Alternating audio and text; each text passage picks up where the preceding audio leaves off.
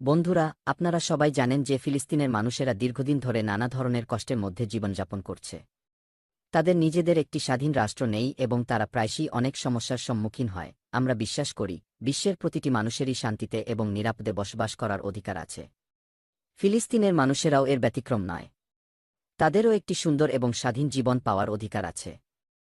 আসুন, আমরা সবাই মিলে ফিলিস্তিনের জনগণের জন্য সহানুভূতি দেখাই এবং তাদের অধিকারের পক্ষে দাঁড়াই।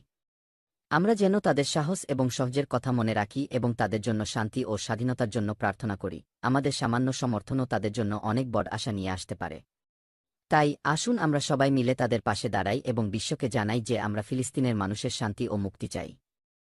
তাই আমি পৃথিবীর সকল মুসলিম ভাইদের জানাই যে, এরকম চলতে থাকলে ভবিষ্যতে সকল মুসলিমের উপর আঘাত আনতে পারে। এজন্য সকল মুসলিমদের জানাই যে মুসলিম ভাইয়েরা সবাই এক হন এবং আমরা সবাই একজোট হয়ে এই অন্যায়ের বিরুদ্ধে প্রতিবাদ জানাই। ভিডিওটি ভালো লাগলে